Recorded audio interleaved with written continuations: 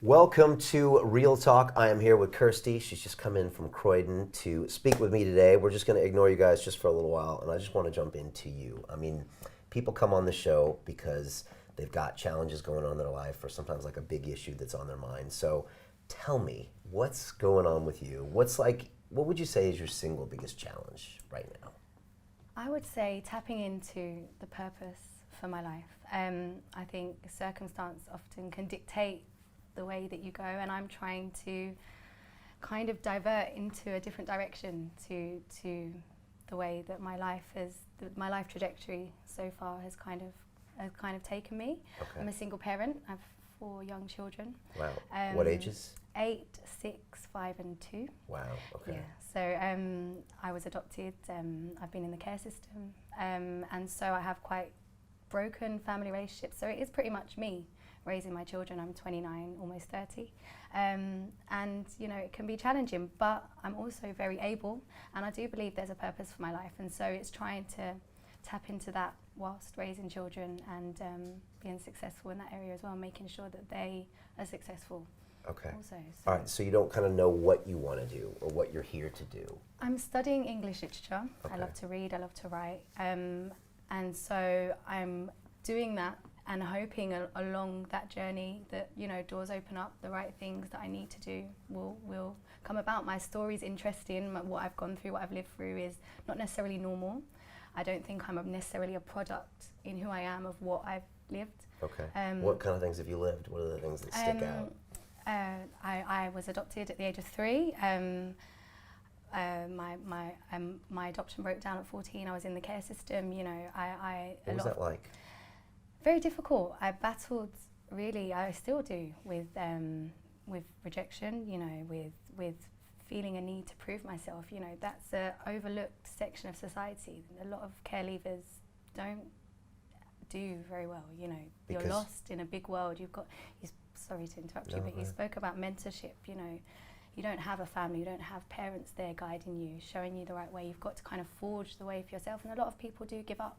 A lot of people want to escape the pain of the things that they've experienced, and it's been difficult for me. I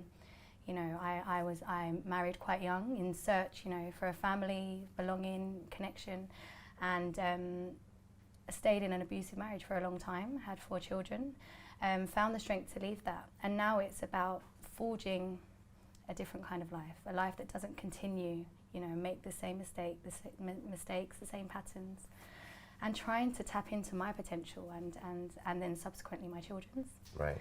So yeah, that's. And so when you're in the care system at 14, I'm guessing like you feel like no one cares about you. Yeah. Right. Because no one does to a certain extent. Exactly. All right. So then you're trying to forge it yourself, and a lot of people turn to, I'm guessing, the usual things that we turn to: alcohol, drugs, bad peer groups. Yep. And for you, in the case, it was maybe getting married early to try to have some support. Yeah. Okay. Yeah. And then you had 4 kids. It's a lot of kids. A lot of kids. Okay. And now you're single, and you're like, okay, what do I want to do? What do I need to do? Why are you doing all this? Like, who was you doing this for? That's what I want to know. I guess there's a sense in me to prove myself. I'm not and I've always been that way. I don't want to be, a statistic, a typical example of a failing society or failing families, that's not what I want for my life. I'm more than that. And for myself, I guess I carry that sense, and I struggle with that sense of not feeling worthy. I wasn't born into a stable family. I wasn't born into direction, wealth, and favor. And it's you're overlooked. If I'm out with my children, it's unspoken, but you're viewed differently as if somebody saw me on my own, walking along, and there's a constant perception, a constant judgment, and I guess. What's the judgment though? If you're out with your kids.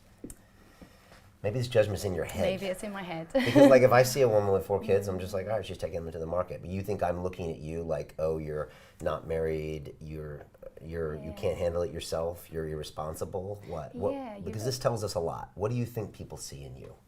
That I've failed. That you failed. Yeah. How can they see a failure when you're walking around with your kids? Okay. Yeah, I guess I look quite young. I maybe look younger than I am. And I guess I feel sometimes that I failed. You know, I haven't got a traditional family now at all. My marriage didn't work. I didn't plan or want to be a single parent. And I think I geared my everything into trying to fight that failure, and it still kind of happened. Okay. And I guess my fight is to not accept that. Okay. And to not.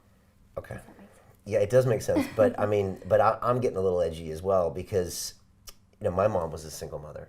You know, she had 3 kids, and my dad divorced her when I was 7 years old. But she went on to take me all around the world, to instill all of these great things in me, to get me to read, to get me to go to an engineering school.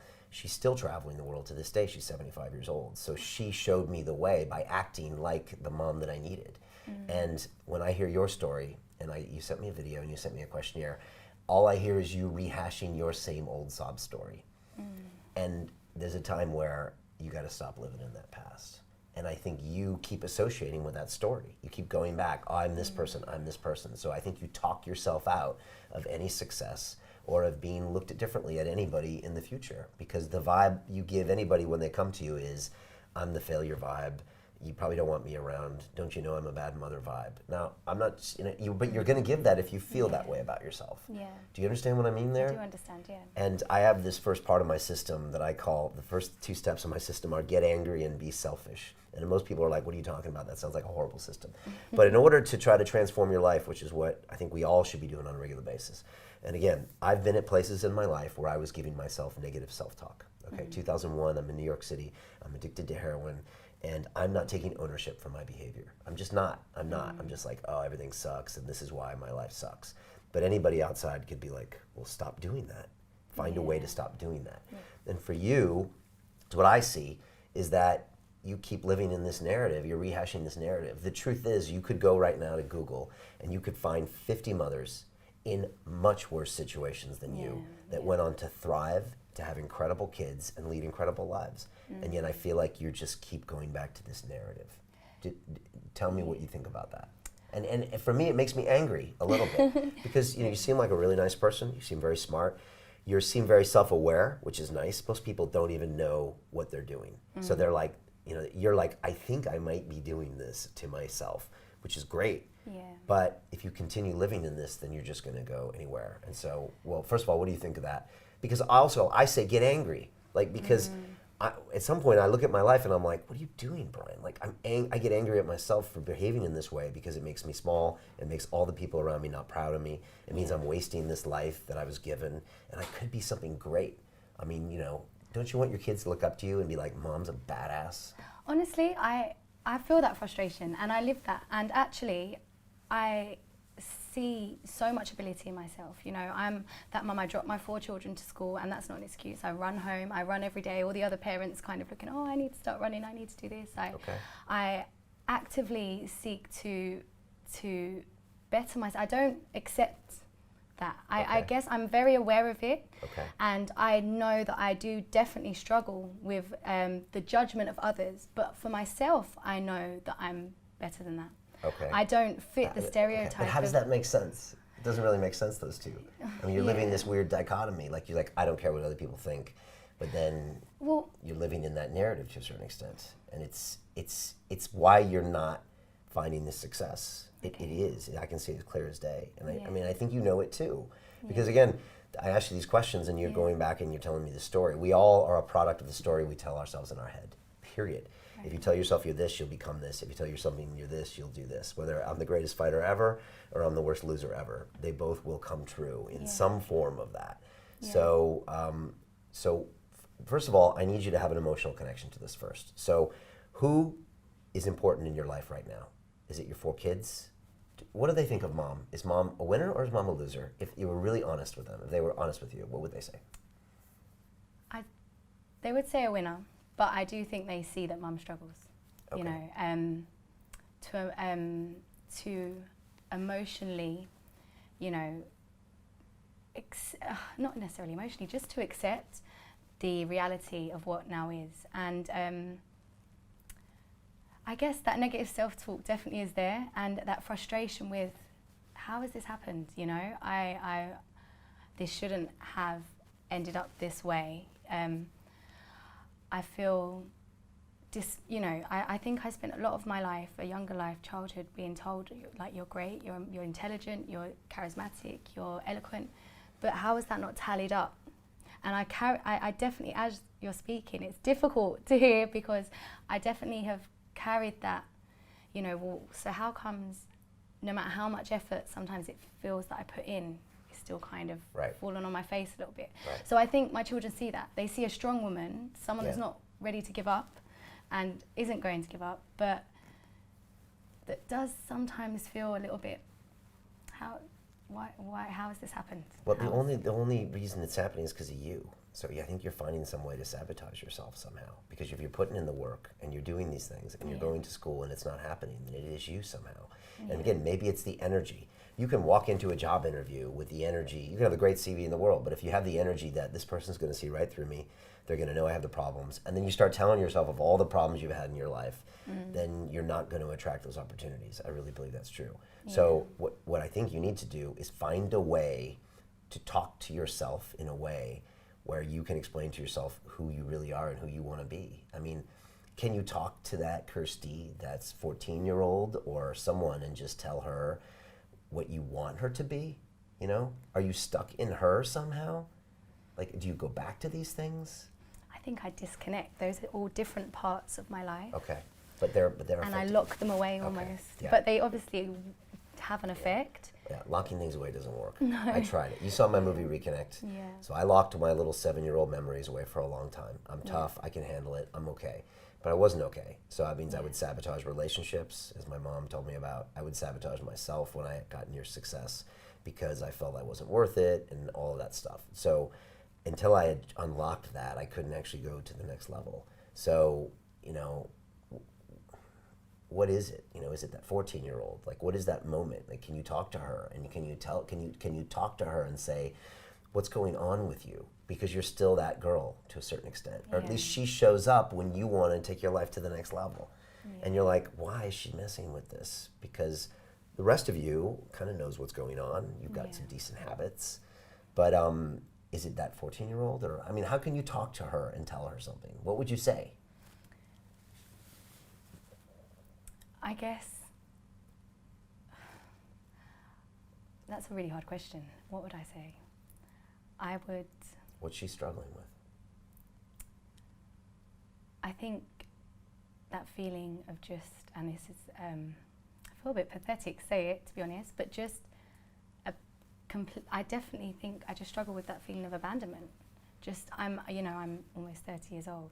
I'm an adult, but there is a real sense of I'm on my own. You know, I'm a parent. I'm a parent to my children, and my relationship with them is great, but they're children. Okay. You know, I carry everything alone, and I think sometimes I'm even trying to prove to myself that you are enough. You know, you can do this. You can, you know, because that is there. That constant feeling of you're forgotten. Everyone else has got on with their lives. You know, everyone else is my birth parents. They have their own families, their children. You know, it's just me. And I guess I get frustrated. Obviously, we're speaking quite open and frankly, but most people who would meet me, like, wow, you've got 4 kids. They meet my kids. My kids are really well put together. They're really well behaved. I'm studying. Like, wow, that's amazing. But there's a disconnect. That's what I show to the world. That's what everyone else sees. But actually, I don't feel that. You know, it's one thing to live it, but I don't feel it. Do you feel like someone's going to take it away from you, or that no one's going to be there for you? I feel like my life I'm not significant. And I struggle with that feeling of I'm never gonna have any significance, and I'm never gonna live a life that is meaningful, or that is, you know, not just one of the forgotten and the overlooked. Okay. And I want to be more. I really want more for myself, and I want to mean something. I want to, you know, I want to have impact above being a mum. You know, I can do mum. I can look after my kids. I can look after a home. I can do those things, but I want to be someone impactful and meaningful. And what if you're not? What does that feel like if you're not? Like I've been forgotten. Like my life has had no meaning. What does it feel like to be forgotten? Just like I'm unimportant. And I that's what I struggle with, you know. Even when I was sitting waiting to come in to see you, you know, see people, they're doing great, you know, they've got lots to show, and, you know, and I constantly kind of carry a feeling of I'm not there, and I'm desperately trying to get there, and I put in the hard work to get there, you know. I do work hard. I'm not afraid of working hard, but I never quite even, who I feel I am never even matches up to who I actually am. Does that make sense? Yeah. So I think that is a lot of the problem. Are you worried about people rejecting you if you fail? Does that stop you from trying things? Because then you feel like you're still going to be less significant or abandoned? I guess I worry about people looking at me and not seeing worth. Okay. I struggle with that. Constantly, you just think they see someone who's not worthy or worth anything. Yeah. Okay. And I guess I worry that, so I'm studying English literature. I hear about amazing writers, Charles Dickens, someone whose life was not conventional. You know, he worked in workhouses, and he didn't come from a great family upbringing.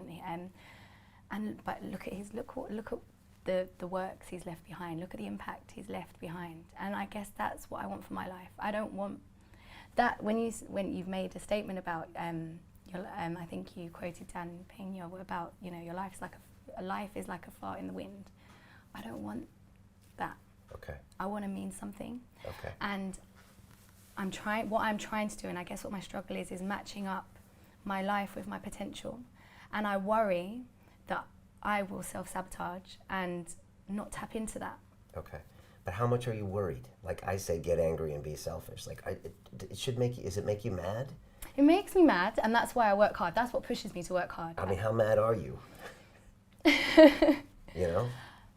Probably not mad enough, I guess. mean, you know, because until there's enough emotion, you're not going to get yourself to the change. So part of the reason I like to sit down with people is I'm trying to get you to tap into an emotion, because the emotion will get you over all the other, logic won't do it. You know, you can logically understand what's happening, but until you really get that, what am I doing here, you know? And for you, I mean, the truth is 30 years from now, 40 years from now, 50 years from now, you know, you're going to be dead. And so the point is did you contribute something great to this planet? Were you worth anything? And, you know, were you worth anything to your kids as well? Were they inspired by mom, or was mom just mom? Yeah, exactly. How is it important for you to mean something? It's everything. I just saw your eyes drop when I said you're going to be dead. Yeah, because Why? I don't want to fail. I don't want to fail my children. Okay. Good. I don't want to fail myself, Okay. and it scares. That So scares start me. acting like you don't want to fail. Okay. Yeah. You know, seriously. Yeah. Because and I think it's time to get angry, because this is enough of it. I mean, if you watch this back, and send you the video you sent me, it's a broken record. Like you keep telling me this whole story, and the problem is when you tell me the story, and I love to hear the background, but if you tell yourself the story every day in a weird way, it justifies where you're at. Yeah. You know, because it's like, well, you know, if I met you for the first time and you told me that story, I'd be like, oh wow, it sounds really hard. It's amazing that you're even here. But you don't want to be around people like that. You want to be around someone that says, what have you done for me lately, Kirsty? Yeah. Because that's what you need to do every day to feel good about yourself, for your kids to look up to you as well. And so you got to get angry. This is ridiculous. You know, 50 years from now, you're going to be dead. 10 years from now, you might not even have these opportunities. Like, who knows what's going to happen? You might not be able to go to school, raise these 4 kids, and you'll be like, oh my God, I had a little chance right here. Yeah. So, like, you need to get angry about this. That's how I had change for me. For me, in New York City, I had this promising life ahead of me, and here I am, 30 years old, unemployed, heroin addict, 2 overdoses. Girlfriend just left me of 4 years, and it's 9/11, and my whole place smells like jet fuel and dead bodies. And I got angry. I was like, I'm supposed to be the MIT grad that was supposed to crush it. Yeah. And I mean, and it was all my fault. Like, I fucked it up. And I just got pissed off that day. And I said, from now on, I'm getting angry whenever I see me behaving in a way that's not congruent with my goals, period. So I left New York City. I moved to London. I didn't know anybody here. I stopped taking drugs that day. I started looking for a job, and I started doing things that were positive. And every time I wanted to slip into the old habits, I just went back to my anger. And I was like, is this okay? Is it okay for you to be this mediocre person? Do you want to die doing this? And I think for you, the death seems to connect with you very well. So let's go to your obituary, and your obituary writes everything you've done up to now. Are you happy with that? No, not at all. Not at all. Good. Then you should be angry about that. And so every day when you go to your bed at night, you should be thinking, is this it, my obituary? Am I happy with it today? No. So then tomorrow we need to start making the things, the milestones that that are going to make you happy. And that's where it comes to my next point, which is get selfish. Now you're going to say, that sounds crazy. Everyone says not to get selfish. I disagree. Because if you can't be the best you can't be a good mother, you can't be a good leader, you can't be a good employee, you can't be anything. And I think most people are too selfless. Now, yes, you need to raise your kids, but you need to do the things that are best for Kirsty. That means you need to do the things that are going to get you the opportunities as a career or a writer or whatever you want to do. And you need to be ruthless about it. You need to be so selfish that you're not going to let your negative self-talk get in the way. Does that make sense? Yeah. So you have to be like, I love Kirsty. Say it, please. I love Kirsty. And she must be the best. She must be the best. Like, that's it. Yeah. And everything else is a bullshit excuse. Like, that needs to be your focus point. And anything coming in here to give you this negative self-talk, it has to go away.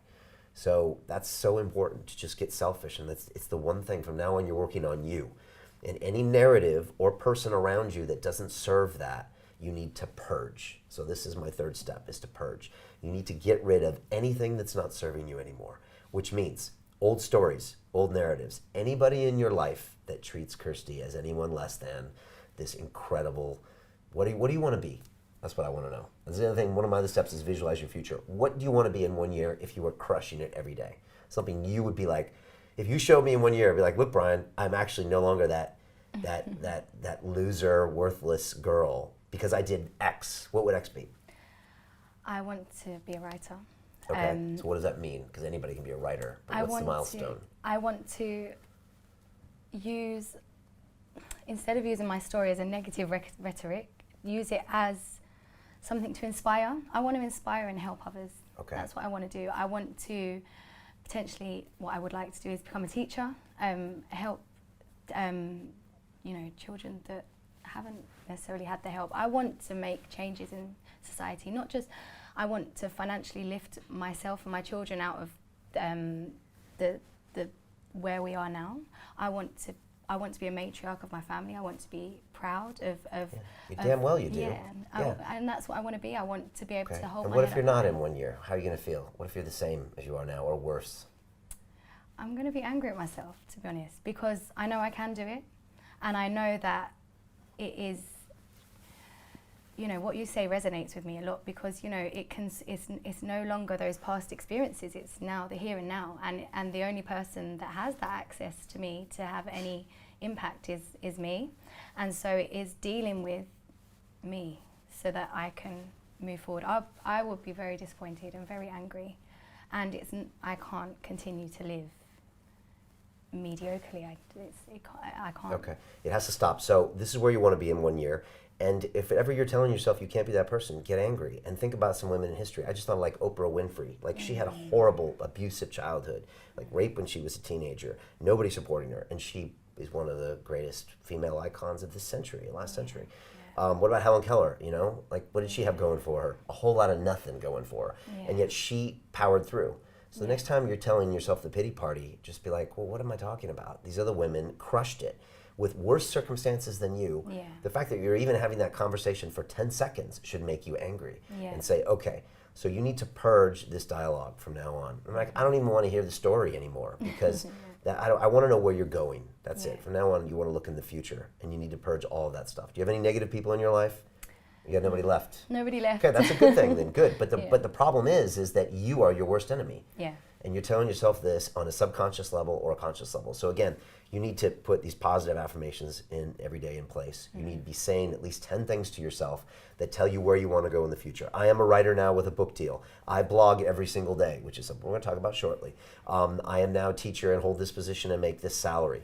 I no longer engage in this self-talk. I believe I'm the greatest woman in the world. Whatever. I believe I have more worth than anyone in this world. You know, people meet me, they value me, they love my contribution, they notice I'm there because I constantly add value in everything I do.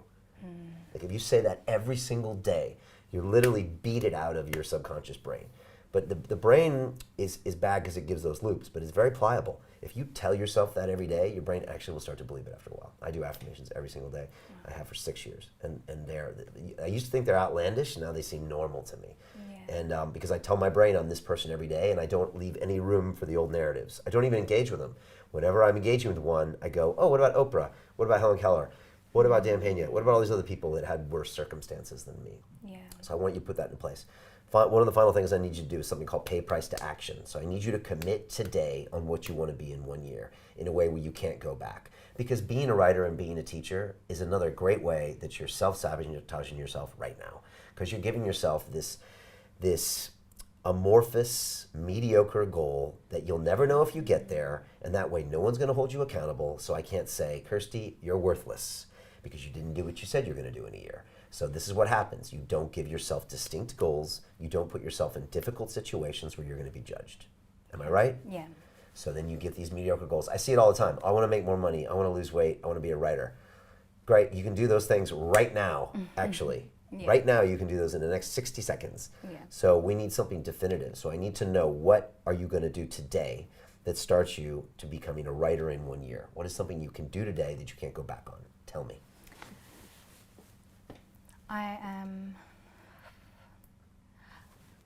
I'm going to, the idea of a blog, I'm going to start putting that out there and putting the writing that I have now and putting it out there. I write poems. Okay. Start putting some of those out there and start being accountable to keeping that up. And I hope that doesn't, as I say those things, I again, probably negative self-talk, I feel like I don't sound like I'm serious about what I'm saying, which makes me hesitant to say it. Right. I don't know Okay. what I need well, I to do know. So these are the two things that you're going to start doing today, and Yeah. you're going to start doing them every single day. Okay. All right? You promise to do these things? I promise. We haven't even heard what I'm going to say. Well, Okay. I'm trusting. So this is what I need you to do. I need you to write a blog every single day. All right? This is something Seth Godin does that I just had on the show. It's dropping next week. Yeah. He blogs every single day. You know what he told me? He said, Brian, this is better than meditation, better than intermittent fasting, better than any type of movement, better than any affirmation. I blog every day, which means I can't give myself an excuse. I have to put my ideas out there. They have to be judged. They have to be read. And it makes me evolve my thoughts, okay? Yeah. Seth Godin does this, who is much busier than you are, okay? He's got more kids than you, I think, as well. So he blogs every day. And then the other thing I want you to do is this. I want you to read your blogs on video every single day. How's that feel? A little scary? Yeah, very Good. scary. Right? Because then you're going to see that that people value and you are worth it. So I don't care if it's a poem. I don't care if it's 100 words. Ideally, it's a couple hundred words. But I need you to blog every single day. Because that way there's no excuses. And if you get to the end of the day and you haven't blogged, then you have my permission to feel worthless. Because I will agree that Kirsty's worthless that day. But don't do that. If you feel that way, get angry. And literally, a poem, I mean, you can literally write a Roses Are Red poem if you have to. And what social media are you on? Are you on Instagram? Instagram, yeah. Instagram, Good. Facebook. Then you turn on Instagram and you read it. And you say, this is my writing for today. If it's a poem, if it's a thing, I want you to read it to camera and I want you to put it out there. Those are the two things I want you to do every day. Will you do that for me for the next year? I will. I'm not going to lie that I'm not scared by that. I'm happy to put it out there. The video part What's your definitely Instagram scares account? me. What's your handle? It's KirstyAnna_I. Kirsty Anna, A-N-N-A, Yes. _I. Yes. Everybody follow her. So starting today, she's going to do a blog post, Yes, okay? right. Put it up on Medium, or no, you're going to put it, a microblog on Instagram itself. That's where I want it. You should also put it on Medium as well, .com, put it on Facebook. Okay. And I want you to read it to video, okay? You can go live. Just go live. Go live on Instagram, because that way you just have to do it. And you won't do like 16 takes or something and worry about how your hair looks. I don't care how your hair looks. I just want you to put it out there and say, this is my blog number 1, here. And leave me your comments below. This is blog number 2. You're putting yourself out there. I have a poem on there already. Okay. So Good. I want Yeah, another one good today. start. Okay, that's Another great. one It's a today. great start. So you know how to do this. Easy. And I want a video as well, because that's you putting yourself out there. You're going to get feedback from people. Yeah. And that's, again, so that's a pay price to action. You're committing to do that. In 1 year from now, you should have a book written. You should. A book of poems, a book of something, a book of whatever. But a blog should get you the purpose of that. But that should be your 1 year goal. Your 1 day goal is blogs. So as you start doing this, you should start outlining the book. What's it going to be? What's the value add? All right, can you do that? Yes, I can. Let me ask you a question. Kirsty, who's just blogged every single day and vlogged every single day for 365 days, and she's got a book outline and a book proposal. How do you feel about that woman? I admire that woman. Me too. Yeah. It's hard not to admire that woman. Yeah. I mean, she's telling herself a brand new story every day, which is, I'm pushing through, I'm doing these things. I mean, that's something that person's super admirable. Is she worthy? Is she worth something? Yeah, definitely. She is, right? Definitely. All right, that's the pay price to action. The last part is what I call resistance training. Is that this sounds like a great plan, and everyone's like, rah, rah, rah, and you're going to leave my studio, and then you're going to do this for a few days, and then about 5 days from now, you're going to wake up and say, oh man, I don't know, maybe no one cares, no one likes me. I only got 4 likes on my last post, and I got 16 the day before, and I don't know, maybe no one cares, and I'm not going to do this because I'll be judged. This is where you have to do what I call resistance training. You have to fight the resistance every day to go back to your old self. If you need to channel the anger, get angry again and say, wait a second, do I want to be mediocre? Do I want to have an obituary that says, here lies, I don't even know her last name. I think she had 4 kids, but she did nothing else for this world. I mean, how does it feel when I say that? That's not what I want. That's Okay, big use fear. that pain then. Like, use that pain, and that should just get you to say, well, I'm not going to do that. Like, try to use emotions all the time. Like, I take the worst scenario and say, would you like this person to see you fail? Sometimes it takes that. No. Okay, then I'll do that extra 20 burpees or something. Like, whatever it takes. So channel emotion, anger, whatever it is, but get yourself back on that track. And part of the resistance training is affirmations every day. Literally 10 affirmations. Would you write that maybe on one of your blog posts? Yeah. The 10 affirmations. I'll show you mine after we're done. And it's everything that you think is not true about yourself. I want you to say in a strong way every day. I am worthy. I will never be abandoned. People love me. I will constantly be surrounded by people that love me all the time. My kids are inspired by me. I'm putting things out in the world that people value. I matter. Blah, blah, blah, blah, blah. I want you to say that over and over again when you wake up. This stuff really, really works. And the final part is finish what you started. That's it. Like, this doesn't work at 45 days. It doesn't work at 90 days. It's a whole year of doing this. If you can do this for a year, I pretty much guarantee you will have transformed into the person you want to be. Now, I'm not going to say it's not going to be hard. And a year from now, you better have bigger goals than that. Yeah. But it should be it should be doing those blogs for every single day, and it should be becoming that person, the self-talk, and all of that stuff. And by doing that, I think you'll prove to your inner self who you really are. Yeah. How's that feel? It feels amazing. It actually feels amazing to hear, because I didn't have a plan, and I think that was part of the issue. You know, how do I move from here to here? And it's kind of like it's highlighted. You know, the bridge. Yeah. So that's amazing, and I'm not scared by hard work. So that part doesn't scare me, and I can do that. I know you can do that. It's not even that hard if you break it down. No. The thing is nothing's hard if you break it into small goals. Yeah. But again, and a lot of people are watching this right now that they're thinking, you know what, I don't have any clear goals either. And this is what your brain is doing. It's sabotaging you by not having a clear goal. Because when you don't have a clear goal, then guess what? You don't have to confront all the things about you, all the feel, because you're going to never feel worthless because you never don't hit your goal because it wasn't clear. Be a teacher, be a writer. What are you kidding me? You can go 80 years and still want to be a teacher and want to be a writer. Guess what? I decide today I'm a teacher and a writer. Yeah. I just got online and taught something, a concept on a video, which makes me a teacher. And I just wrote something, which makes me a writer. So be it today, and stop letting your brain trick you into not having quantifiable, measurable goals, specific goals. And that's what you need to get into. Because when you force yourself to do that, you'll confront all of your fears, all of those little things lurking in the background that are convincing you they're not even there. You know, but you know they're there because you wouldn't feel this way otherwise. And this happens to all of us, happens to me too. And so I have to constantly quantify my goals. When I'm not getting there, I have to ask myself why. I have to say, what are you scared of, Brian, that you're not talking to yourself about? And I do the same types of processes. And then sometimes I just get angry. Like, what are you doing, Brian? You've been saying this for now 6 months and you haven't done a damn thing about it. What if your kids could really see what was going on? Yeah. They would be really not impressed. Yeah. Would you want to die tomorrow? Are you happy with all the work you've done in this world? No. Okay, well then you could die tomorrow, so let's do it today. So that's the process, but you have to make it happen. We will hold you accountable, but I need you to go into this. So again, back to the beginning. Get angry, tap into that. Get selfish. Purge all those negative things around you, all those negative stories. Every time you catch yourself, no more. It cannot even be in your head more than a second. Replace it with a positive affirmation. No, I am the most worthwhile person I've ever met in the world. I constantly add value to everyone around me. I'm a leader. My kids love me. I'm a great writer. I'm a great teacher. Constantly that goes into your head.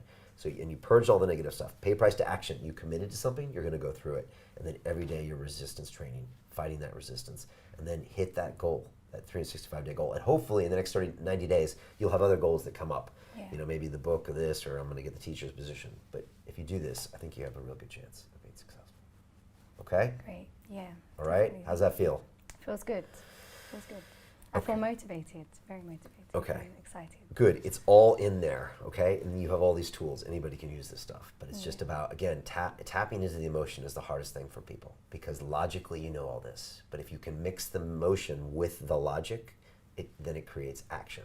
Without the emotion, no one's ever going to do anything. So tap into the anger, the fear, the shame, whatever you got to tap into, but use it in a positive way. That's what I like people to do. Yeah. All right. Thank you for coming on. I appreciate your honesty. If anybody wants to go in the seat, and why would you after all that, of course, but you go to londonreal.tv/real talk, give us your info. It helps if you're in the UK, of course, and come in here and be willing to open up. I really appreciate this. Follow her on Instagram. There's a blog coming today and a vlog of her reading the blog and asking you for feedback. And there'll be one every single day. Every single day. Every single day. For the next 365 days. Watch out for the book. It's coming soon. Give her some positive feedback. Give her some critical feedback as well. It's going to make her a better writer. And that's it. We'll be back shortly with our next guest. Thanks.